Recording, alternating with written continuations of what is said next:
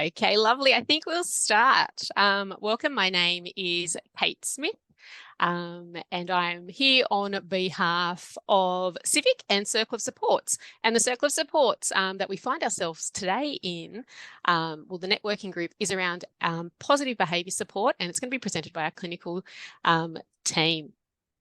First, we'd just like to acknowledge the country and the traditional custodians of their various lands on which we work and we meet together. We would like to acknowledge all Aboriginal and Torres Strait Islander people participating in this online meeting. We pay our respects to elders past, present and emerging, and we recognise and celebrate the diversity of Aboriginal peoples and their ongoing cultures and connections to the lands and waters of New South Wales.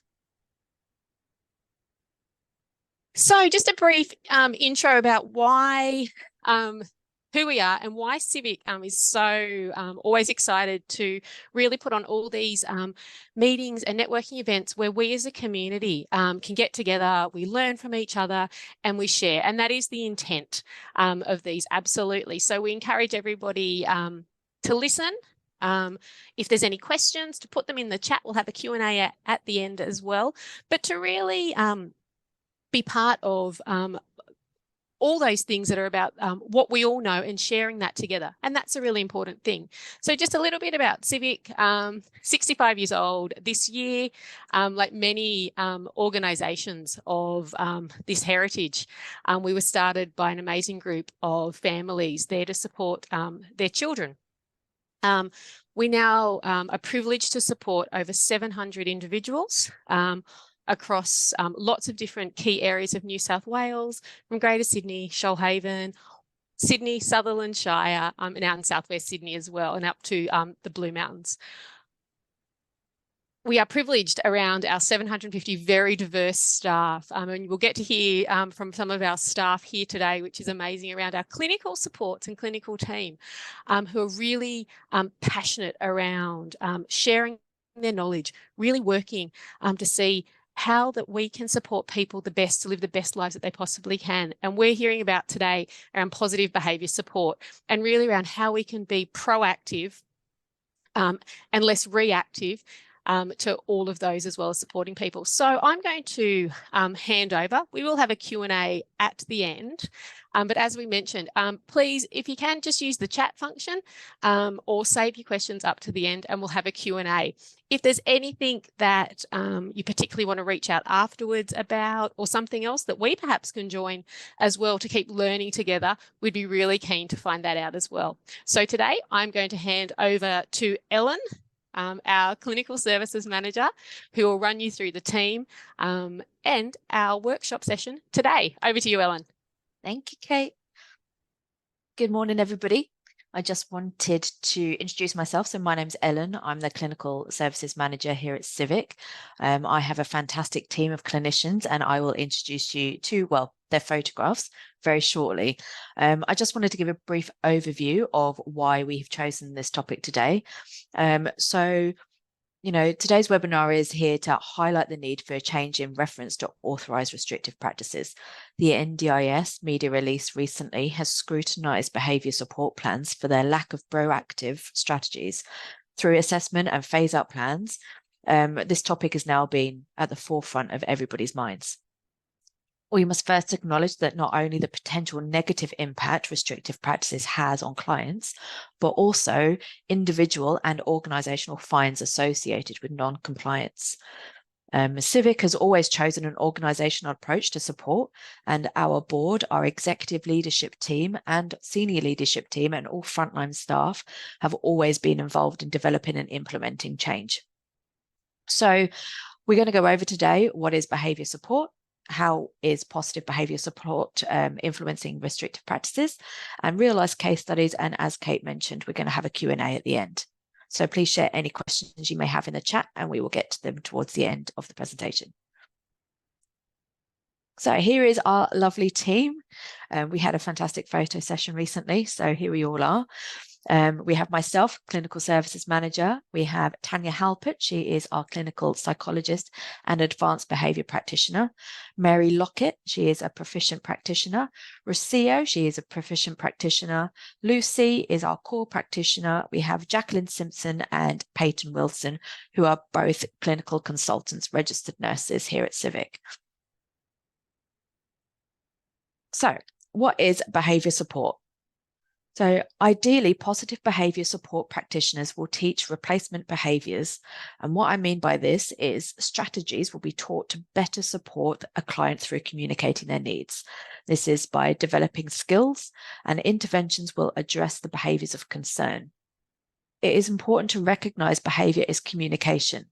Someone may not be able to express their needs directly, and we must consult with the clients and the support network to build a rapport and identify their own scope and commitment to best outcomes for everybody. Positive behaviour support is a thorough assessment of function of behaviour and the barriers to someone's preferred way of living. If these are not met, it can result in behaviour, and therefore establishing why will help us with the how. There are 3 ways to approach behaviour supports. Firstly, there is blocking. We can block behaviour so it cannot happen. This always results in restrictive practice. Secondly, there is a reactive response to behaviour. So this is developing strategies to support someone after the fact. And thirdly, we can learn from those responses and create a proactive change. The end goal being the individual and the support system develop new skills to eliminate the need for restrictive responses and actually eliminate the behaviour completely. However, we first must identify if there are any medical reasons why someone's behaviour has changed or escalated.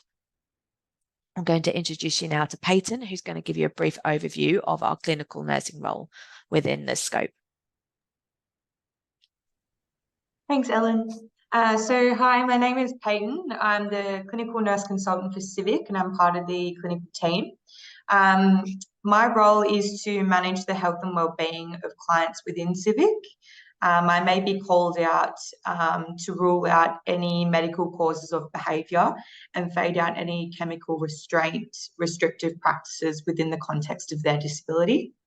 I work in conjunction with GPs, psychologists, psychiatrists, mental health teams, and behavioural support practitioners to create fade-out strategies. For example, this may include refusal of medication, titration of medication, and common medical concerns such as constipation, urinary tract infections, and pain. I often attend interdisciplinary meetings to create management plans to ensure the safety of our clients and staff who are supporting them. I advocate for the client and the staff and assist in the reduction of restrictive practices within Civic's clinical governance.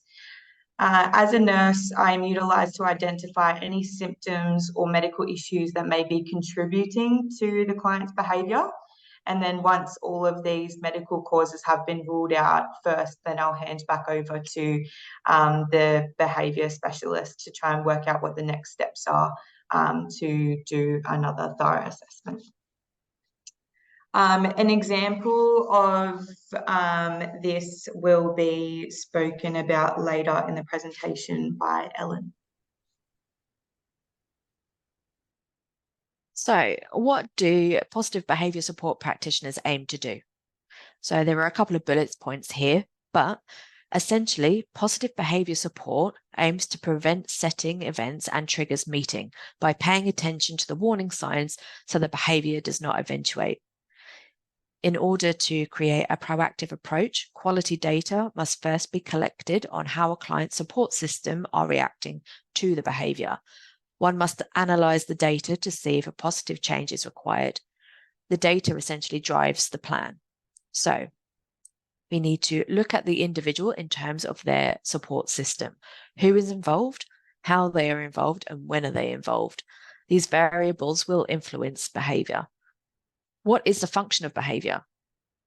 What is the system doing to maintain that behaviour? Is there something the support system is doing which escalates behaviour?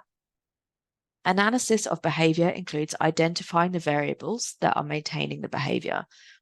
This could in fact be the staff or family who are accidentally reinforcing behaviour and their reaction needs addressing.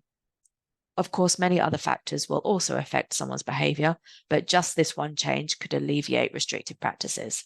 So we need to focus and understand and address all underlying causes, and we need to work with individuals and their support systems to make sure that we are achieving the same goals. How can positive behaviour support help reduce restrictive practice? So all resources have to be evidence-based. We cannot assume or pluck strategies from the air. Practitioners research the best documented outcomes and choose the correct one for the context of the behaviour. This may include person-centred care, a collaborative approach, emphasis on proactive strategies, skill building and support for the client, training and support for caregivers, data collection and analysis, review and monitoring of a plan, and celebrate all successes. It is a balance. We need to weigh the risk against the reward, duty of care on one side and dignity of risk on the other side. And let's not forget that everybody has the right to make the wrong decision. We provide guidance, support, and a method to doing so safely and minimizing any risk of harm to clients and their supports. This is how we do it. So, building a plan that focuses on positive strategies. So we go through and we gain some background information about diagnosis, important factors that are part of a client's life, any behaviours of concern that have been identified by maybe the client or their support networks. We complete a functional assessment. We utilise NDIS goals and behaviour support goals. We always want to include proactive strategies. We also like to utilise skill building activities for clients and reactive strategies and recovery strategies. At the end, there are any restrictive practices that we need to put in place. So our process is pretty simple. We assess the behaviour collaboratively and work out the function of the behaviour. So this is a stakeholder input session. Once the data collection is complete, all of the data is analysed. The plan is written. Support staff and support network are advised on how to implement all of the strategies. We do like to include any crisis management towards the end of our plans, but as we've suggested, this is a proactive plan. So we need to make sure that all of our proactive strategies are in place first. Support staff and network are going to implement all of these strategies. So we need to go back to them and we need to reassess and make sure that the plan is working. Behaviour needs to be considered in the context of somebody's disability, but we would not necessarily state that they are doing the behaviour because of their disability. All variables need to be considered. We take into account values, beliefs, personal and NDIS goals. Questions we may ask staff are, is the behaviour getting their needs met? What function does it serve? What does it get them out of? And could this be an avoidance strategy? In order to create a proactive approach, quality data must first be collected on how a client's support system are reacting to a behaviour. So we need to look at the individual as a system. Who is involved? How? When? What is the function of the behaviour? And what is the system doing to maintain that behaviour? Is there something their support system is doing which escalates behaviour? Skill building is a useful tool in creating positive behaviour support plans. Here at Civic, we like to upskill our clients in an area that interests them. We develop cooking skills, gardening, woodwork, and provide a safe space to develop skills for supported employment in our hubs and industries. These skills can reduce the need for restrictive practice. Instead of being at home, clients are out socialising, as well as developing life skills. Instead of focusing on accessing food, which may result in an environmental restriction, they have learned how to plan, cook, and portion a meal appropriately. This results in a redirection of their focus and a healthy diet. Barriers of implementation need to be alleviated by collaborating with all stakeholders. We need to make sure that the staff that are supporting our clients don't have any barriers in the way of actually executing the plan that has been put in place. We need to make sure support teams are able to implement the plan logistically in terms of staffing and in terms of their own time and also skill mix. We are constantly monitoring the implementation of our behaviour support plans, addressing barriers as we go. Are the support staff happy? Can they manage the requirements? Do they need further support? We do provide face-to-face behaviour skills training to staff and how to use all of our plans. We request feedback and collect data as we have found that this proves better results. We educate staff on why we need this information and how it would help them in the long run to support the client. Education is vital. We need to fill gaps in support worker knowledge, and we provide them with information and explain why this particular strategy is more likely to work. If it makes sense, it's going to be a smoother ride. So, just wanted to go through some success stories. We have two here to go through. So our first one is more relating to ensuring that all medical issues are looked at and evaluated before going directly into a positive behaviour support approach. So this actually refers to Peyton, and she was called to come and assess a client of ours whose behaviour was actually changing significantly. Increased fatigue, there was lethargy, and a lot of irritability. And the staff were concerned, and they thought they called the nursing team immediately, as per our process. The input required highlighted possible medical reasons for the behaviour changes. It actually resulted in a diagnosis of a urinary tract infection, which was treated with antibiotics, and the client returned to their usual baseline. They did not require any positive behaviour strategies to be put in place. They did not require any PRN medications due to this, as we were able to resolve the UTI. The escalation of behaviour didn't actually eventuate due to the fact that we were able to solve it with a medical treatment. So the medical supports eventually eliminated the need for any restrictive practice. Our second success story here is client B. This was a successful implementation of a positive behaviour support plan. So clinicians were called to come and see a client whose behaviour had been escalating, and there was already an environmental restraint in place to eliminate repetitive behaviour. The behaviour itself was actually face washing and hand washing to the extent of self-harm. So the support staff had already turned off the taps, and the client couldn't access the water. This is an increased anxiety and a huge escalation of behaviour. So first of all, we've already got an environmental restrictive practice in place by turning the taps off. But equally, the increase in anxiety and his behaviour resulted in a routine chemical restraint being implemented. So the positive behaviour team were called in, and data collection identified this was not actually an OCD issue, but a body image concern of the client. He was concerned that he was not going to look good enough to leave the house.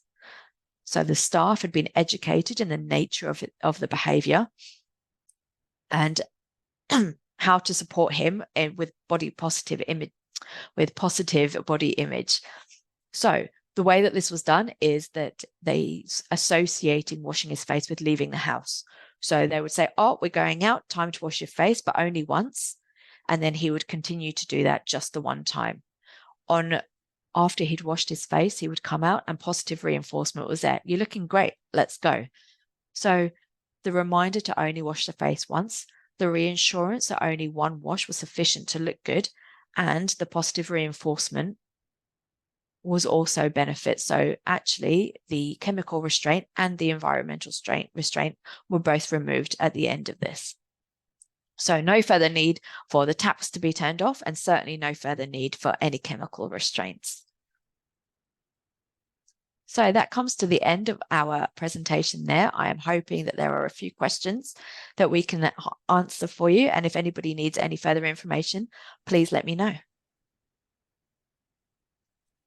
Thank you, Ellen and Peyton. I think there's a few questions that we have that have come through, which I will ask, but I thank you for just keeping that nice. I think just really, I think it's the succinctness of the ease in which we don't need to overcomplicate sometimes these things and think, oh my God, what is it? What's the true, what is the meaning here? So I have a couple of questions that have come through. So if I ask them out, if that's okay, then we will go from there.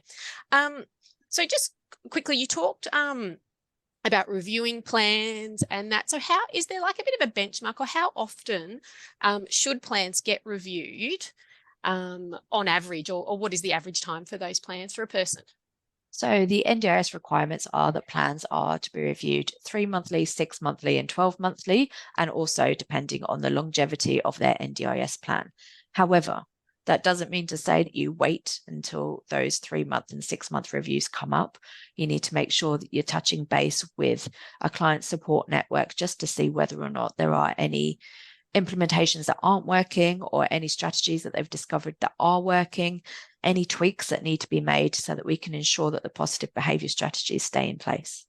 Cool. And the second part of that question was, are there, so you talked about key, like, you know, some changes that people might see, but are there key things that might actually happen in somebody's life that would also trigger a change or a plan being required? I think it said something like age or moving services or anything like that.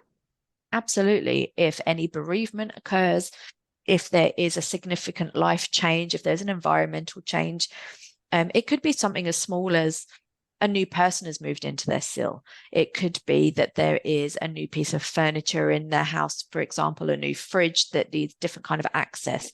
It is that they have a new goal that they want to achieve. You know, all of these things can signify a change in circumstance and therefore a change in positive behaviour support. And we need to make sure that we are adapting all of our strategies appropriately to make sure that they're fitting in with the real-time situations.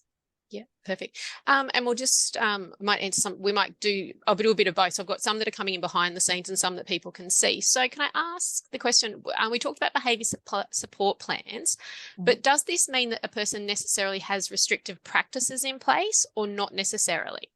Absolutely not. So just because somebody has a positive behaviour support plan does not mean that any restrictive practices are in place.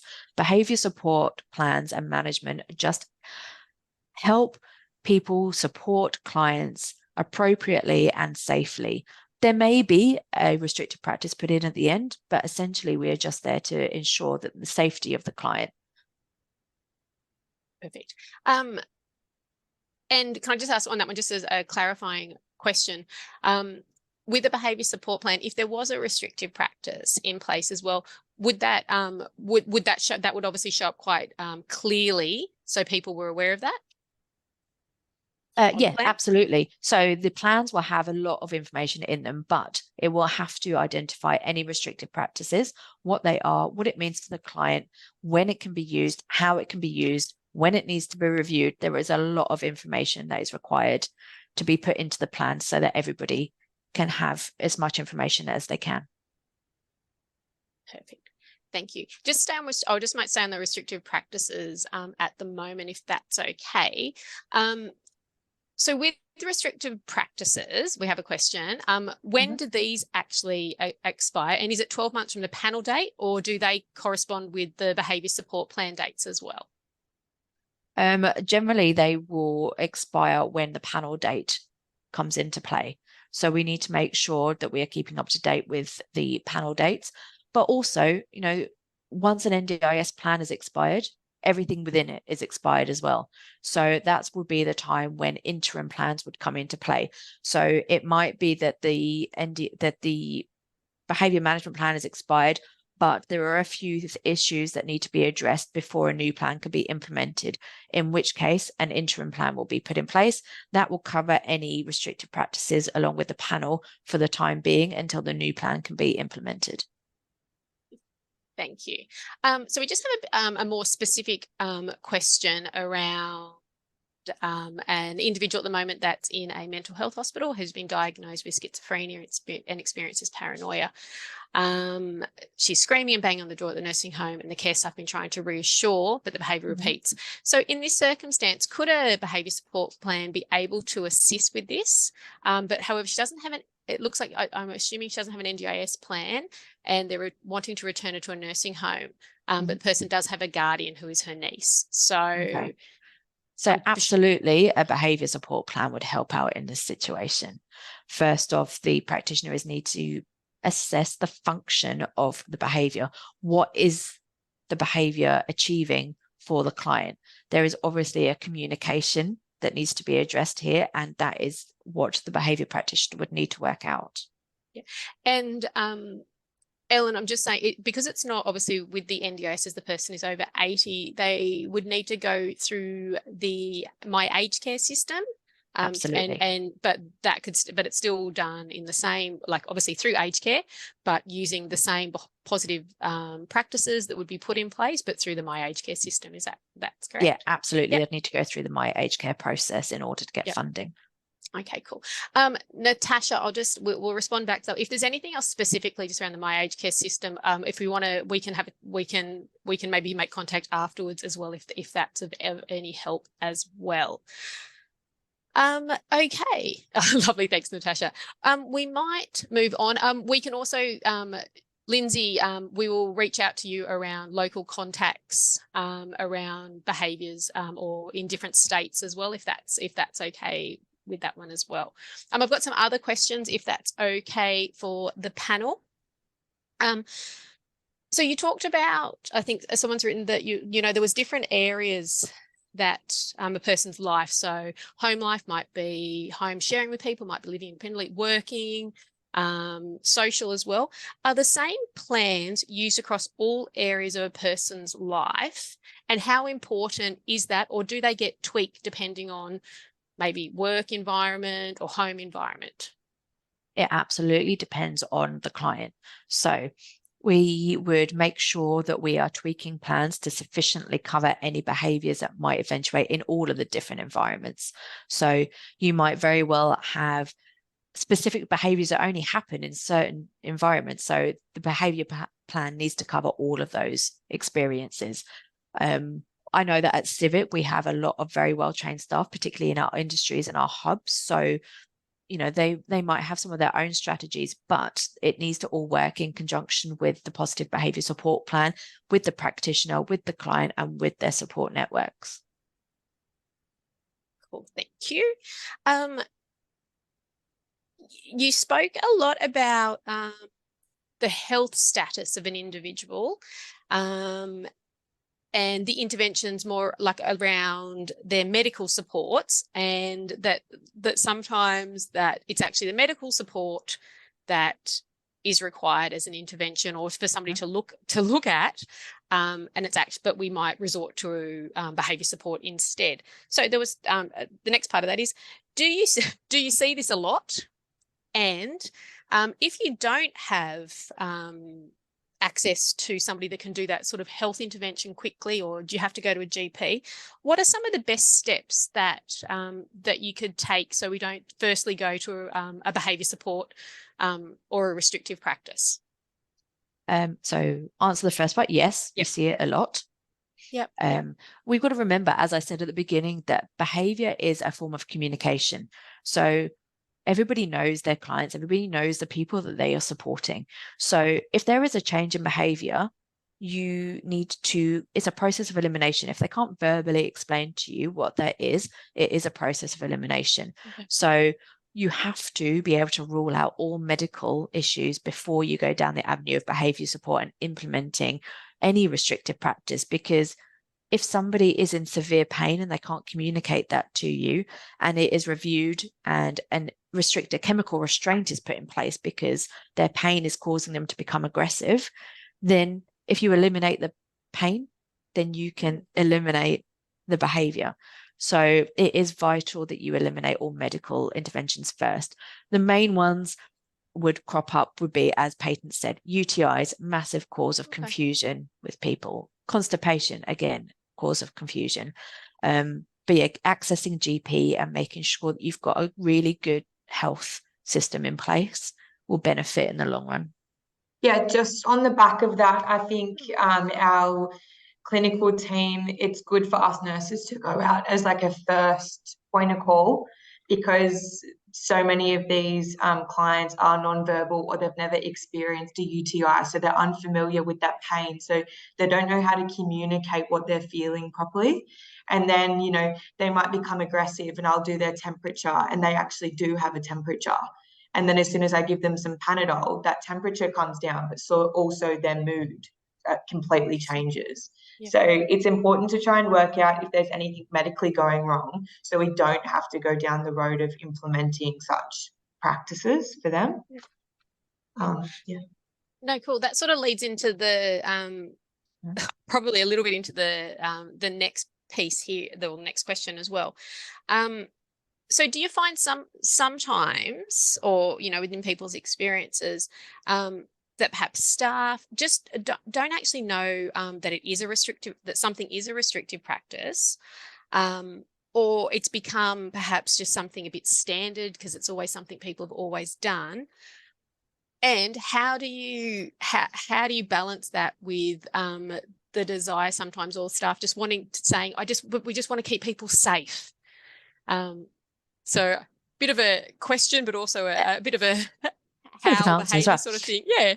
Yeah, and that sometimes I think that's when it takes an outsider person to come in and actually say, yeah, we know that you've been doing it this way for however long and it is working, but that doesn't mean to say that a restrictive practice is not necessary. It just means it needs to be documented and authorized appropriately.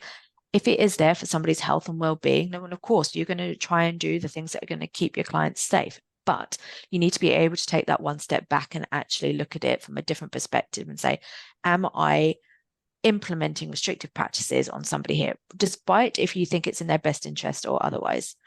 But yeah, definitely getting an outsource somebody, or getting somebody to come in and look at it from a different perspective is going to be beneficial.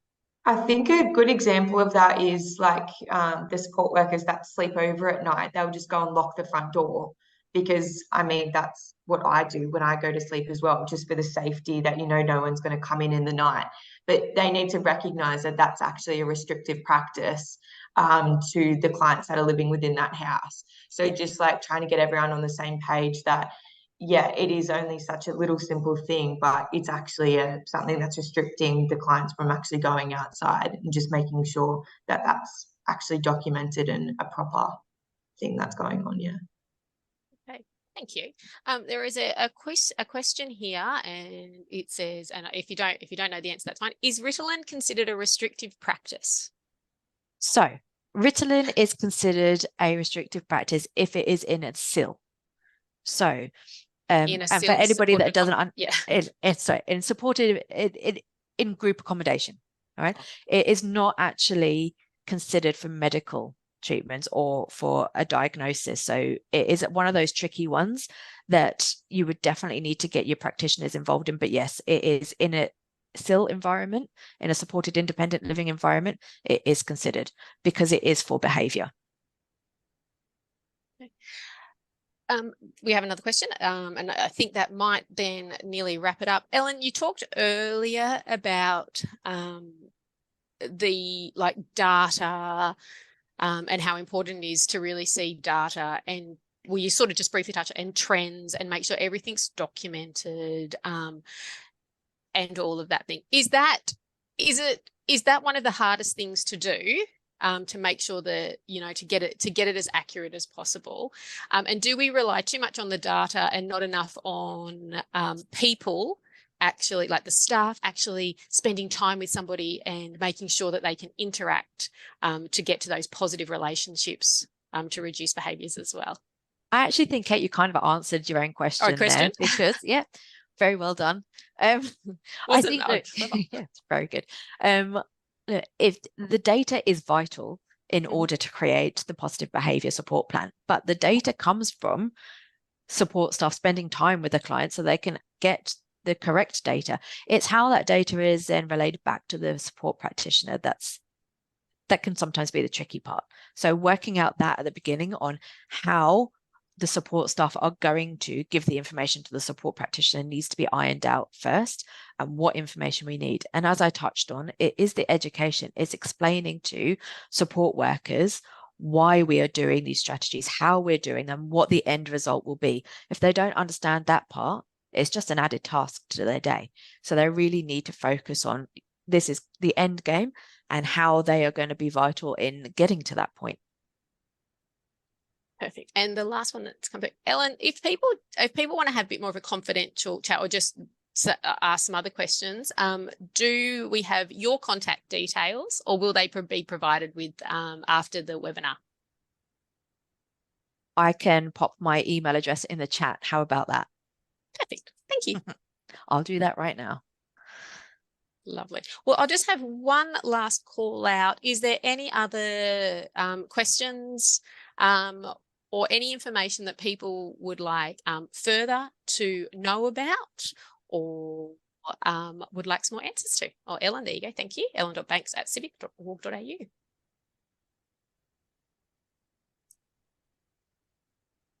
No, perfect. Cool. So Ellen and Peyton, I might ask you one, if there's a final takeout that you would like to end to tell everybody in the webinar, what would that be? I'm going to go with education. You know, education is the key to reducing restrictive practice, educating our staff, ensuring safety of our clients, making sure that everybody has the most fulfilled time and life that they can. I would just say building a rapport with your clients and really getting to know and understand their disability and their conditions. So then when an illness or a behaviour does arise, that you can tell the difference in their mood and the way they're acting, so they can access the appropriate services to support them through that. Perfect. Thank you. we've just had one more come through. I think as you were just talking, so just again to the panel, is a behaviour support provider always a psychologist, or what background does a PBS provider need? So no, the NDIS does not state that a behaviour support practitioner needs to be a psychologist. They are counsellors and other graduate certificates that can be utilised. You have to submit your rationale for why you want to be a behaviour support practitioner to the NDIS, and they will go through all that documentation and come up with a result at the end. Okay, cool. So it's governed by the NDIS. It's not just by an organisation saying, yes, we've got this. Yep. And you mentioned earlier, just on that one too, though, you have, you've got a psychologist though that is on the staff. Is it beneficial for those positive behaviour practitioners to have ongoing supervision of their work and those things as well? Yeah, so it's still considered a progressive career. So you come in at entry level at core and go through the stages. So it's a core, proficient, advanced, and then specialist. So in order to progress through those, you need to be able to show that you can supervise and that you can mentor other practitioners as well. So yes, having a clinical psychologist on our team is a great asset. However, they don't need to be a clinical psychologist. So you can have an applied behavior analysis graduate as well, who can also provide that kind of support to your team. Lovely. Well, Ellen and Peyton, thank you, and to your team, obviously, that have provided the information for the webinar today. As we said, I think to begin with, the idea of the Circle of Supports has and always will be around sharing information and around making sure that together we can work together, we learn. So I know the team would be very excited if anyone want to reach out to ask any questions, or two, if people have other resources that are really great across states or in any, or things that people just come across, to really start that open communication with everybody. Because I think it is doing it together, not as siloed that we heard today, that it's the systems and the supports that surround a person that really make all that really positive change and leaps forward as well. So I think the next slide just has some other information just around if you need to get in contact, if you can't get directly in with Ellen. But other than that, as we said, if there is anything else, please reach out, and we have given you some time back in your diaries, which is always beneficial to enjoy. So thank you again for joining us. Have a lovely day, and hopefully we will see you again shortly, or we'll hear from you. Have a lovely afternoon. Thank See you later. you. Bye. Bye. Bye.